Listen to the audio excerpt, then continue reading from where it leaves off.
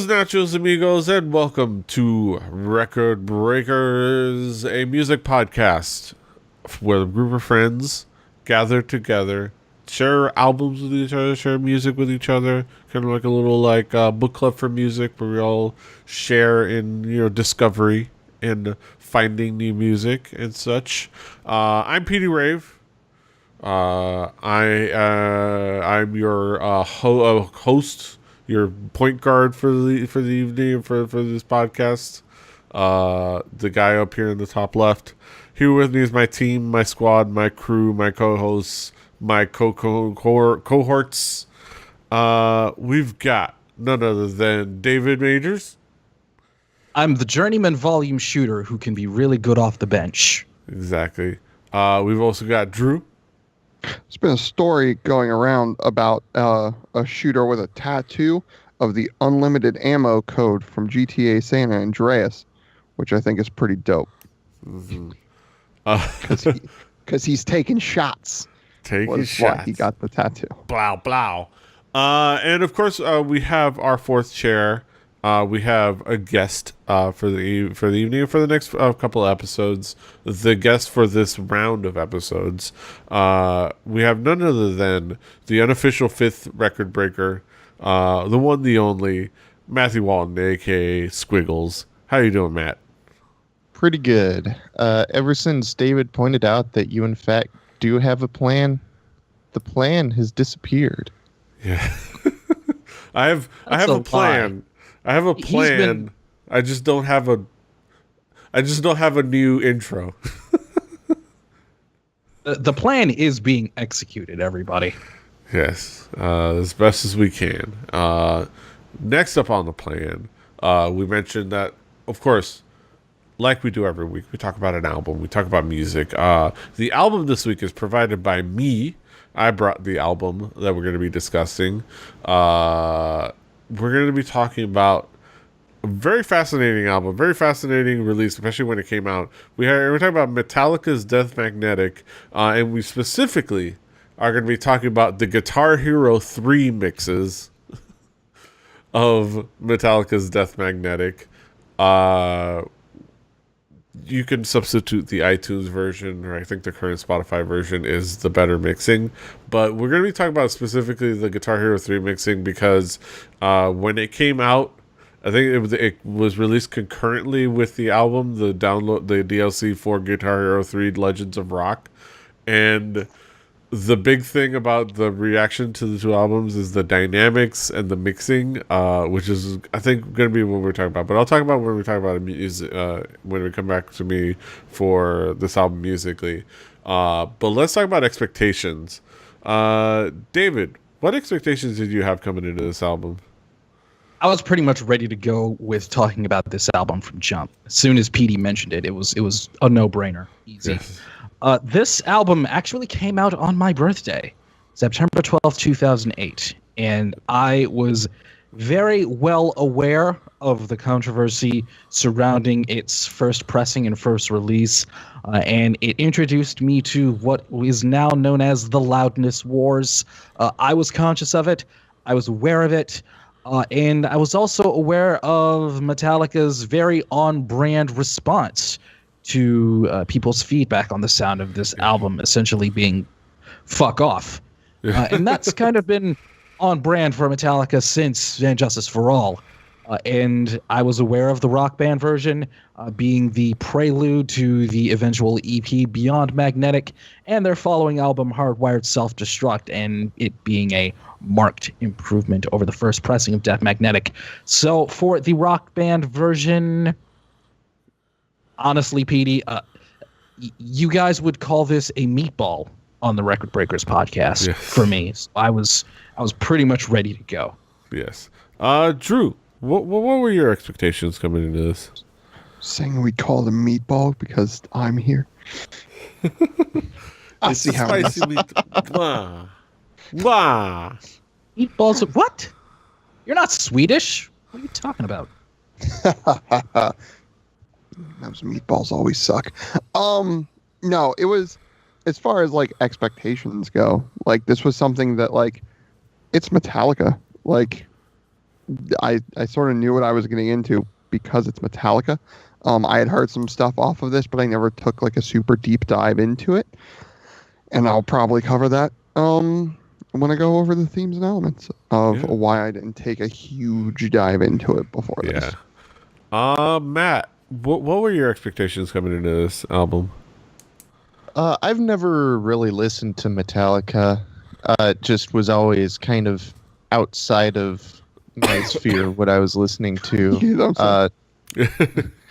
As I was I'd be the biggest Metallica fan on this podcast. I've seen them twice. I did a little reading, and then I realized, oh, this is one of the quintessential victims of the loudness wars. Which I also realized, I think I used the chart from the loudness wars from this album, one of the tracks on the album, in my senior design presentation when I built a compressor pedal. I was like, this is what compression is.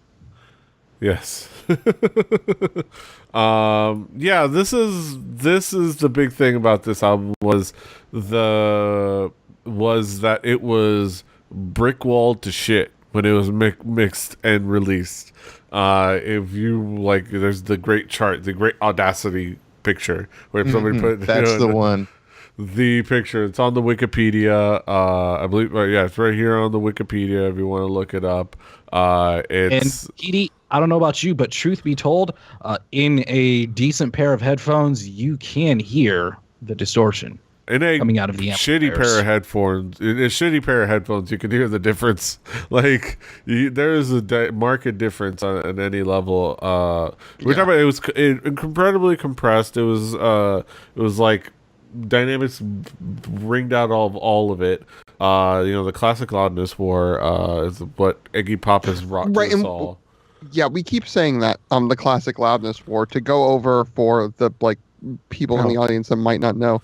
The idea being that the record producers figured, okay, well, everybody wants to crank up their music, so we want to make our music louder so that when it comes on the radio or comes on your car stereo and they have their volume cranked, it's louder and therefore grabs your attention.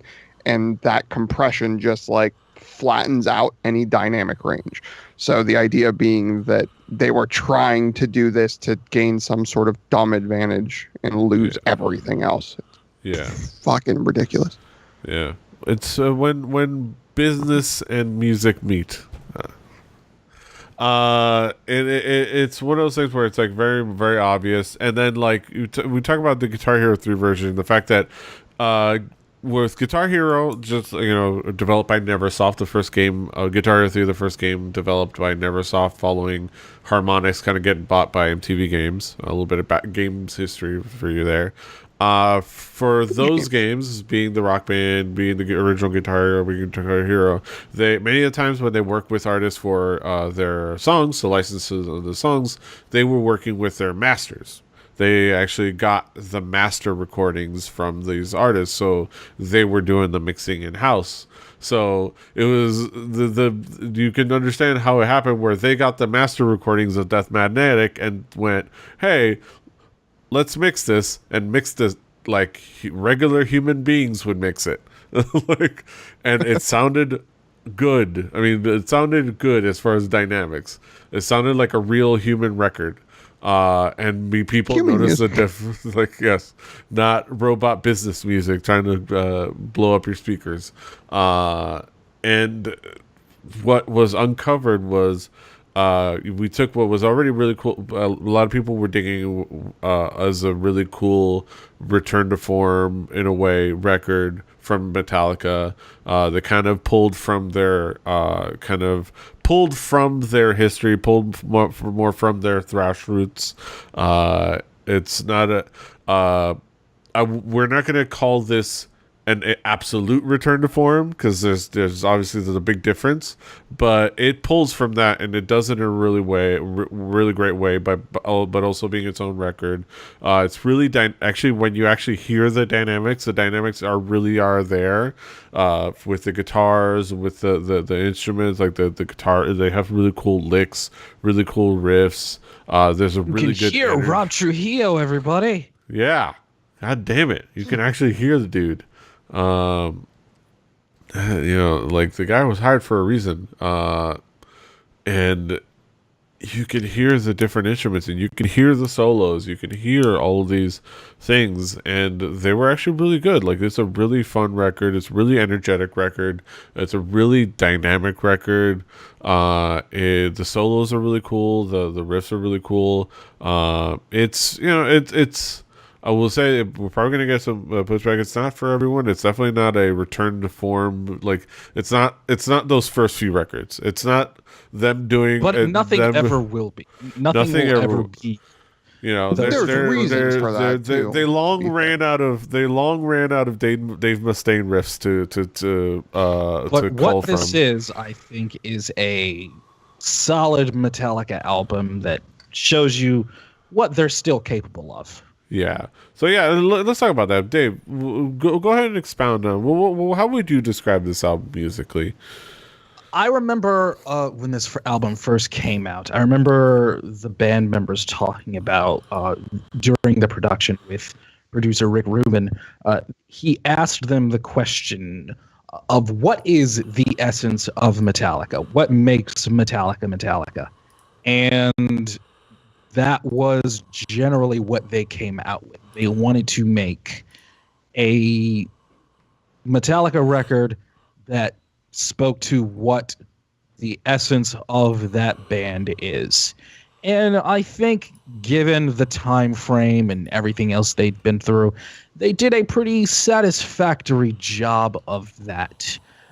Probably because of the fact that James Hetfield took back majority of the creative control behind the riffing and the guitar work, and they also let Rob Trujillo be involved, and I think that worked out for the better as well in a lot of places. And Greg Fidelman, the engineer, did the best he could in spite of Rick Rubin and Lars Ulrich kind of intermingling at times, which I'll talk about a little bit later. And I feel like this is a not terrible, I'd almost say pretty good Metallica record. And at the time, it's probably the best you could have expected, especially after what they had put out previously, which, again, I'll talk about later. What are you saying about Saint Anger? I'm saying we're not going to talk about it. No. It's probably for the best. Yeah. Probably for the best. Drew, how would you describe this album musically? Not Saint Anger. No, but Death Magnetic was definitely noted at the time as being more of a return to form from like the Saint Anger. What was before that? Fuel, I think it was the one before that. Am I wrong? That would be Loaded Reload. Yeah. Load Reload. Okay, yeah. No, Fuel was the song, right? Yeah. Give me fuel, give me fire, give me that which I desire. Boom. Dude. Boom. So it's definitely more of what they were aiming at, that you remember from like the 80s and early 90s for sure, from a compositional standpoint, right? It was less of the, hey, we're going to do these songs in 3 minutes, have 2 verses, a real quick solo, and get out. And it was more of like, hey, no, yeah, we're a metal band. We can make songs that are over 5 minutes. Remember doing that? And that was really cool from a composition standpoint. In a musicality standpoint, in my opinion. The band still has talent from a musical standpoint. That is very, very obvious. The skills are all there. Like, you have Hetfield and you have Hammett, like, just shredding guitar. Like, Lars Ulrich is a really solid drummer. Like, he's really good at what he does. Have my misgivings about him and some of the stuff he did in the late 90s. But as far as like his drumming acumen, it's solid. But the thing about Metallica and me, and why I sort of fell off, is sort of exemplified in this record a little bit, I think, where this was supposed to be the return to form, right? This was not them doing the load reload like Saint Anger stuff, right? This is, hey, we're going to get back to what made us the thrash metal band of note. We're going to go back to what brought us to who we were, right? And even in trying to do that, it still feels like there was a certain point, and you can almost track it in the mid-90s, where I feel like them as a band stopped caring about doing cool stuff and just started caring like, oh, we're Metallica. We're just going to keep being Metallica. Like, why would we not do that? You hear the stories of like Lars and Hetfield and Hammett like taking different planes everywhere and like barely talking. And it sort of shows like there's this precision to this album that very much feels like, no, it's a Metallica album. Like if you put this on a table and if machine learning could create a Metallica album, I feel like Death Magnetic would be part of it. Like you just like. So are you saying it was done too well? I'm saying that it's done and it feels soulless. It feels like they like money a lot. Yeah. And they're going to keep Sounds like making you're money. saying it was done too well. Right. There's a polish to it that like the early albums were so great because there was an anger and a snarl and a roughness to it. Whereas this feels like, nah, we're just going to go into the studio and make a Metallica album. Professional musicians doing their job. Yeah. Yeah. Which I guess I get what he's talking about. He's like doing their job. It's not punk rock anymore. Yeah. I do. It does make me think of the Onion article, which is the Onion headline, because really that's what the Onion exists for. It's the headline. Which is Metallica Board of Directors debates whether new riff will have negative impact on shareholder value. Yeah. You read the stories, right, of like why Jason's no longer in the band, right? Like it's those like the Hetfield and Ulrich, like they treated him like crap. Yeah, it was like you wanted to do a side project, and Hetfield was like, yeah, but that could negatively impact like the bottom line, dude. And he was like, yeah, but it'd be fun though, right? And they were like, nah. Bye. Like, thankfully, they got over that, and they kind of probably because your boy Rob Trujillo wouldn't have taken any of that bullshit. Right. It was like, agree. I was like, I'm doing you a favor. Like Rob Trujillo probably showed up and they realized, oh wait, this guy's amazing. Yeah, I'm doing y'all a favor. I could just go back to hang out with Zach Wilde. It's like. Yeah. It's the Tim Hortons effect. You get bought by the big mega corporation and some of the magic gets lost. Yes. It's a little like, oh, okay. Like I get it, but like you can't rage against the machine when you are. In fact, the machine. Matt, I'd love to hear your thoughts. How would you describe this album music? What would be the themes and elements that caught your attention? This, I was listening to a podcast and talking to a producer, and one of them said that undercompressed music makes you want to turn music up. Overcompressed music makes you want to turn down. And despite this being the less compressed version, I kept turning it down and down and down. This, don't get me wrong, I like the Grateful Dead. I am no stranger to 5, 10, 15, 20 minute long songs. But this, I think all but 2 of the tracks on this were, 3 of the tracks were longer than 7 minutes. 7 minutes or longer. There's a lot of talk of nightmares, but a lot of the songs in this kind of brings me back to kind of points out my lack of knowledge about Metallica. I noticed a lot of these. There were several songs that I kind of thought, this sounds vaguely reminiscent of Enter Sandman. Yeah.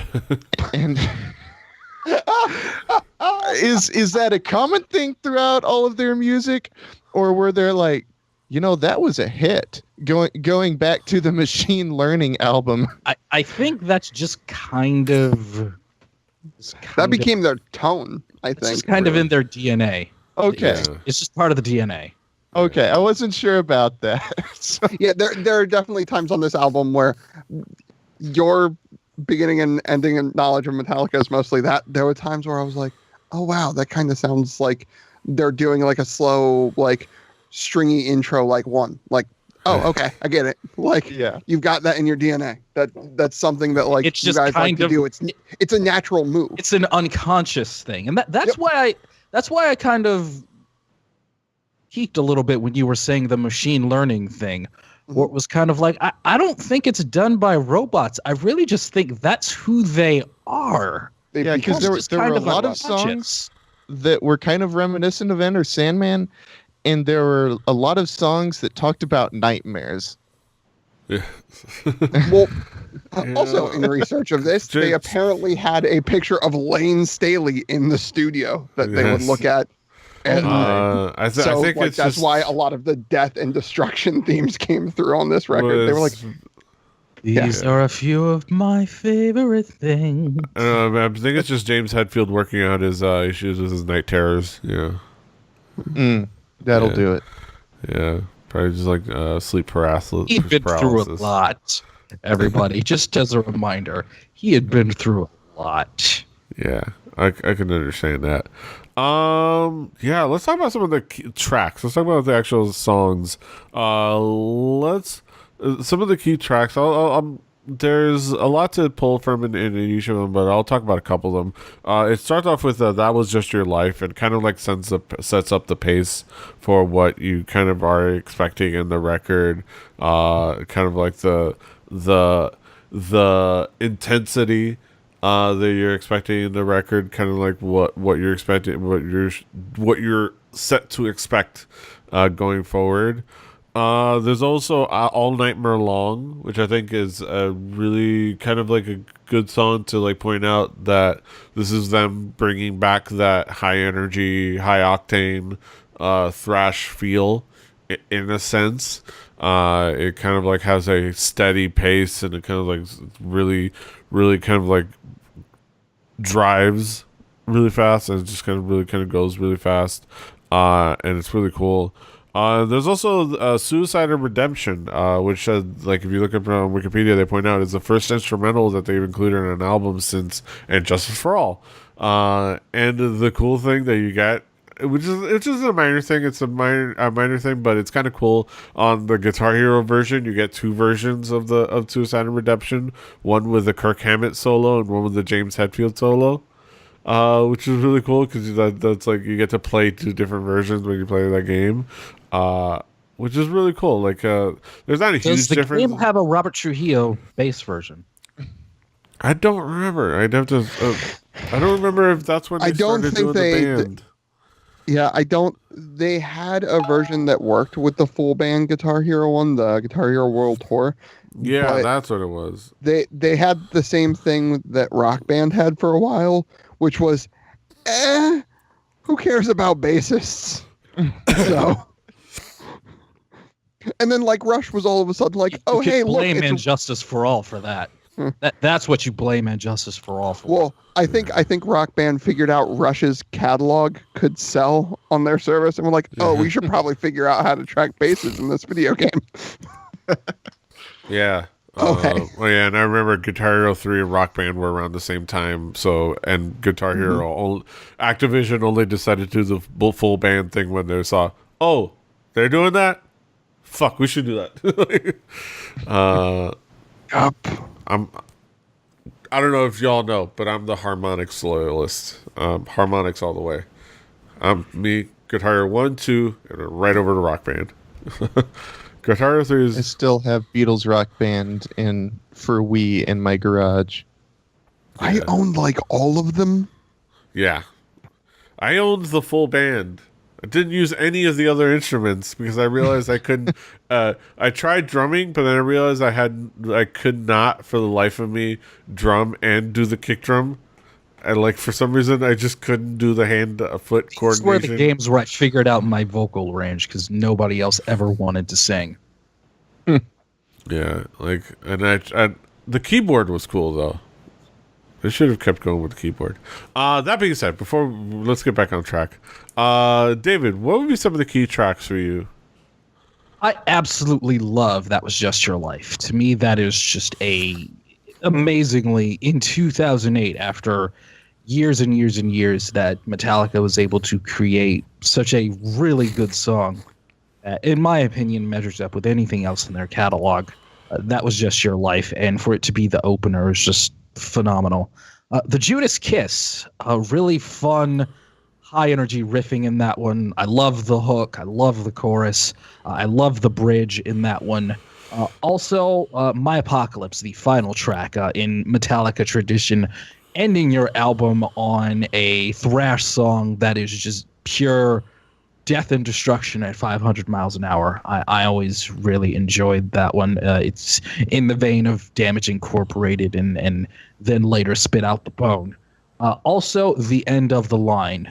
That one has some really cool riffage in the latter section, and I love the vocal melody in that one leading up to the chorus. So those were the tracks that I liked.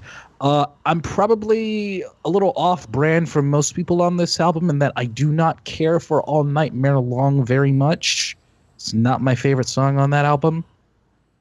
And I feel like Cyanide is a nice jumpy little tune. I think it kind of gets forgotten because it's the radio single, but I think that's a pretty good one too. Mm-hmm. Drew, what would be some of the key tracks for you? Well, This Was Just Your Life. It opens Metallica. It's a shredding guitar. It's Hetfield sneering. It's a headbanging 7-minute song. Like, if your head is not doing one of these, like, you don't, like, maybe you just don't like metal. Like, that's just what it is. And that's fine. But if it's what metal is, like, this is a cutout slice of that pie, very easily digestible and very easily headbangable for you. I'm gonna go over the Suicide and Redemption. I wanted to highlight specifically the Hetfield soloed version. Usually I tend towards Hammett's solos, just because I like more of the weirdness in my metal, and he tends to that. Hetfield's good, but he goes more technical, and Hetfield, I feel, goes a bit more like weird and out there. But I feel like the one with Hetfield solo just fits better with the overall song, which I liked it better, personally. I might be weird. I might be looking too into that, but that's me. And then also, DJ's exactly right. My Apocalypse, ending it on the thrasher of a song that, like, I think My Apocalypse on this entire album hits that, like, theme of rocker excess and, like, going towards death as a magnet. Like, just that idea, I think, really, really well, and sort of closes it out and puts the nail in that coffin, so to speak. Pardon the pun, I guess. Yeah. Matt, what will be some of the key tracks for you?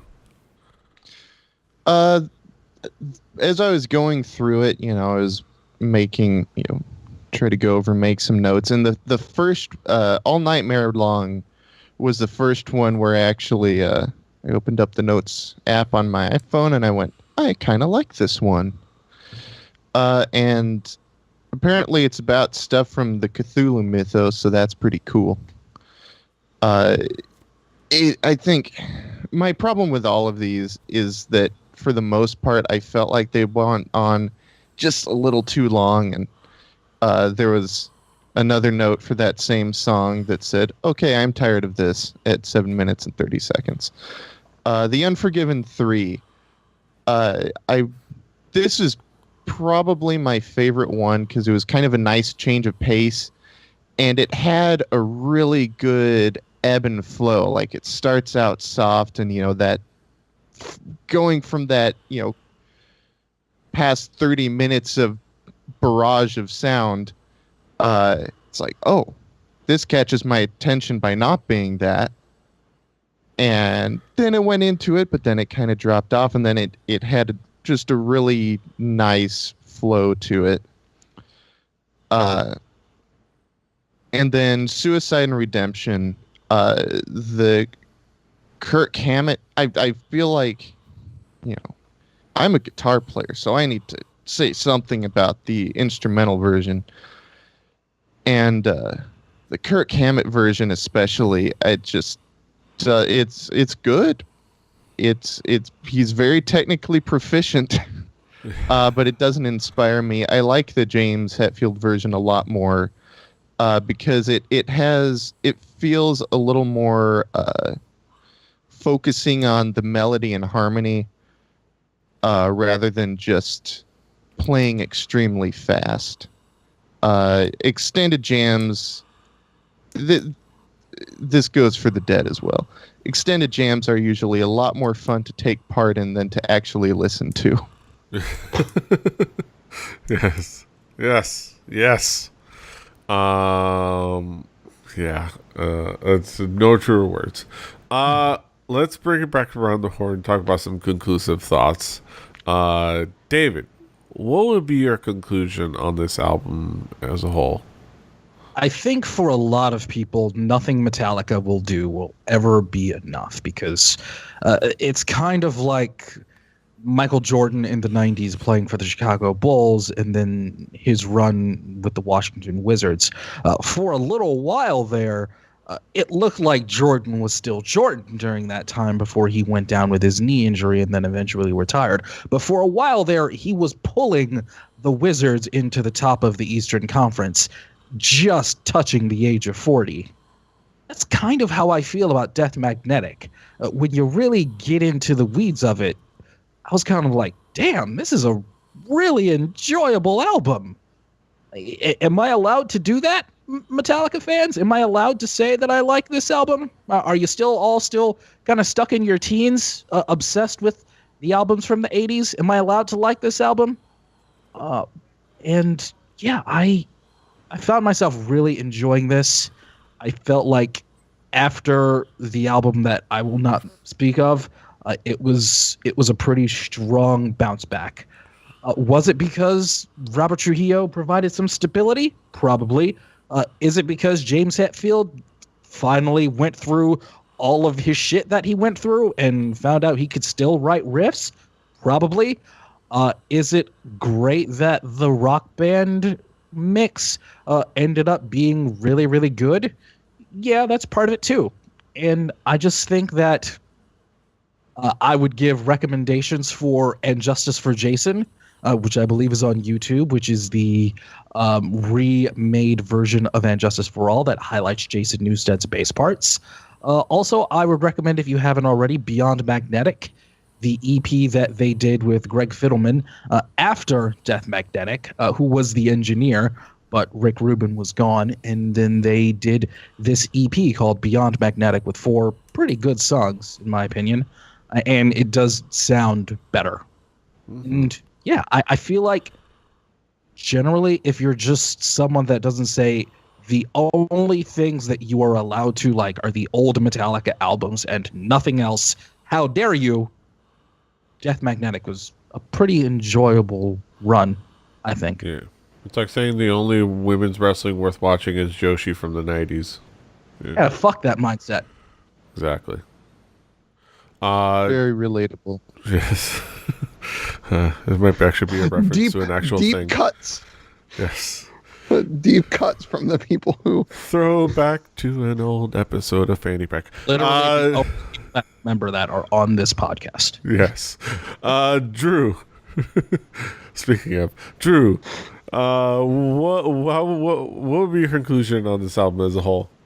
Was in Ohio. I watched wrestling. I lived through the 90s. Trust me, there's a lot of weird indie that just like, all right, but besides that, Death Magnetic, I think, is an album it's a Metallica album. It is exactly what you want out of a Metallica album. When you go in and you say, like, you pay your ticket price for hey, I would like one Metallica, please.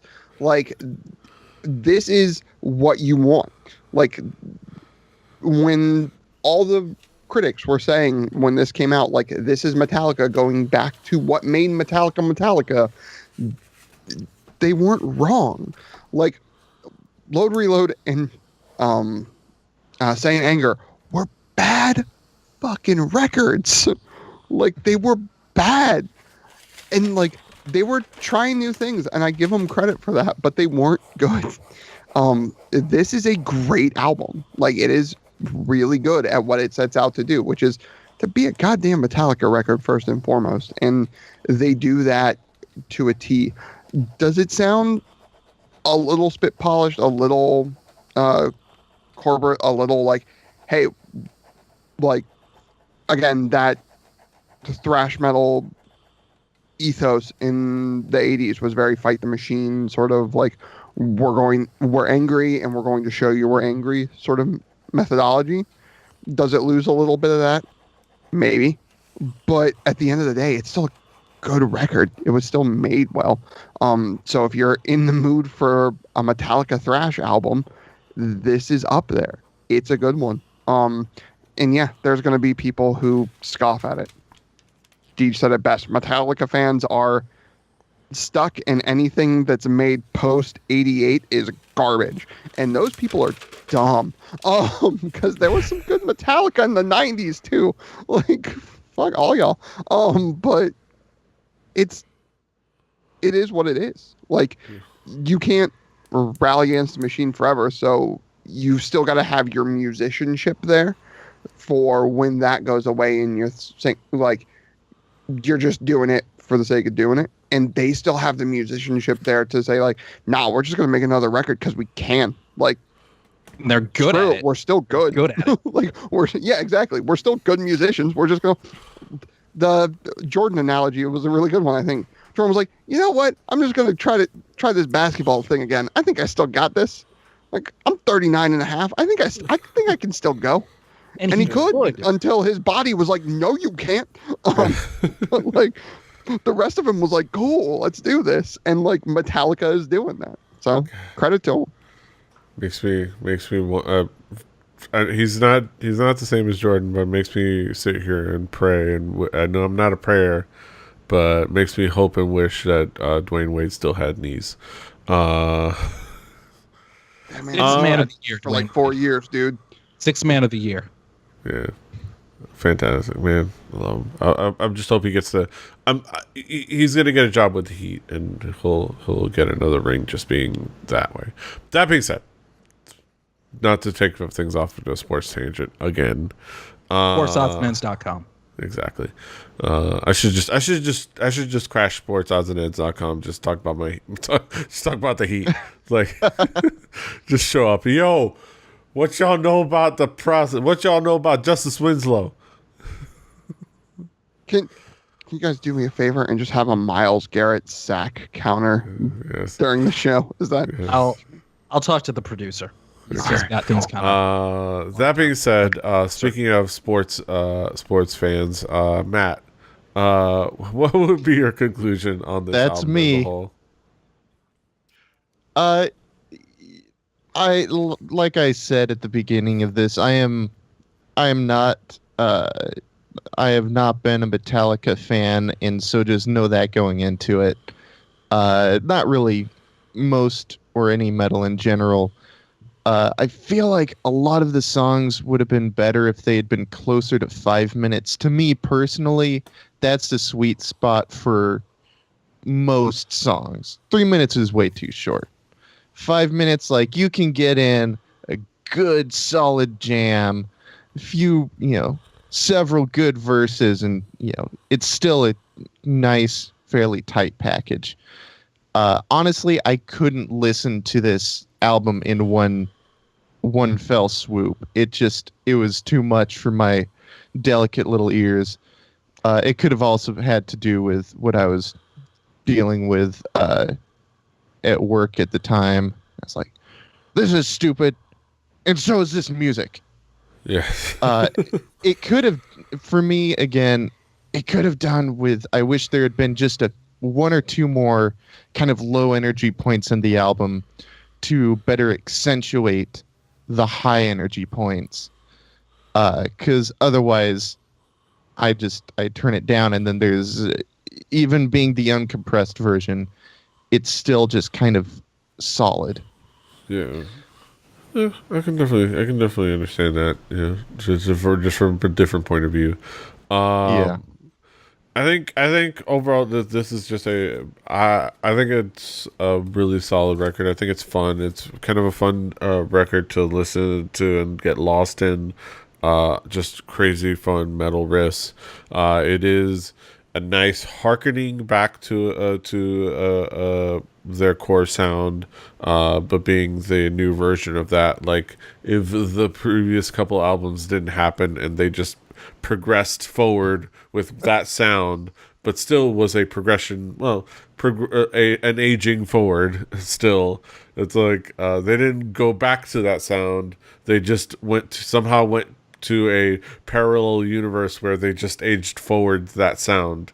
They were still doing that sound, and then this is the point in that parallel universe where they just did that sound, and this was that aged forward. If any of that made sense, which is really cool, and really fun, and really cool, really cool, really cool construct, and really cool record, and I think it makes for a fun ride. You know, it's just good, fun, headbanging music. It's good old Metallica record that I think works well. Like, is, you know, I think I don't need to ask permission to like this album. I don't need y'all permission. I'm gonna like this album. You're gonna have to deal with it. You do that. Exactly. And all I care about, nobody here in this podcast is judging me, and I don't care if anybody else out there is judging me. So, me, I'm ready to fight. I'll fight. So people can go on and move on ahead and have their opinions, but I'm going to enjoy this record. I think this is people from Detroit have thrown down for less than this. Like, yes, DJ's ready to throw fists. We have. I believe him. You're gonna catch those hands. You're gonna catch that smoke. You're gonna catch that smoke. Don't at me, motherfuckers. Do not fucking at me. Actually, Adam, he's a pretty nice guy to talk to on Twitter. Yeah, who doesn't want more engagement? Yes. That cloud score. Yeah. Oh. Bring that up. Clout. Do people still use cloud? Hell You no. made so All many of the jokes I was about to make, if only I could have remembered what the name of Clout was. Like I said, remember clout? Also, yeah. Also, I'm pretty sure. Apparently, it got shut no. down. Yeah, I'm pretty sure it got shut down. So sucks for them. Yeah, it's a fantastic record. So go enjoy it. Yeah, those are our thoughts on Metallica's Death Magnetic. And now we get to wrap it all up in our main event of the evening. We get to our haiku reviews, where we sum it all up in poetic form, for fun times and frivolity. Let's get down to it. David, what is your haiku? Very strong effort. Metallica is still here, despite what snobs say. Mm-hmm. Drew, what is your haiku? Not that I hate them, but I have doubts that they care, and it kind of shows. Matt, what is your haiku? Never bothered to listen to Metallica. Continue the streak. My haiku. No second coming, but still harkens to thrash roots. Dynamics matter. Yes, yes. We can all agree with that. You can, of course, find us on our Spotify playlist. Yes.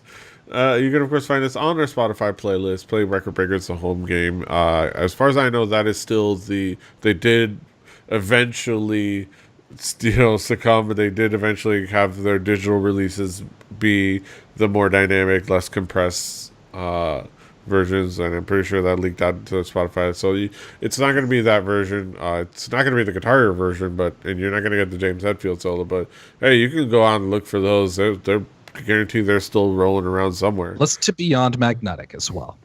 Yes, go ahead and do that. But yeah, do your due diligence and your due diligence. To Play Record Breakers, the home game. On that Spotify playlist will be next week's record. And that will be provided by none other than Deej. Dave, what have you got for us next week? I will be bringing the 2016 album from North Carolina R&B artist Anthony Hamilton, entitled What I'm Feeling. What I'm Feeling by Anthony Hamilton. What I'm Feeling. Ooh, yeah. Get ready to make some babies next week. But that is next week, and this is this week. Just remember that is your conception date. You can, of course, find us all over the internet. David is at Call Me DJM. Drew is at Extrusive for X. Matt is at MRiddickW. I'm at Petey Rave. The show is at 4 Record Breakers. That's the number 4 Record Breakers. RecordBreakersPodcast.com. RecordBreakersPodcast@gmail.com. Rebelli.net for this and other shows. Rebelli TV on things on YouTube primarily. You can find us where you find podcasts. Like, share, subscribe, do all the things. Give us the reviews. Engage. Join the conversation. Do all the things. Until next time. Hasta los huevos. Toodaloo. I said it first. I didn't want to take the honors.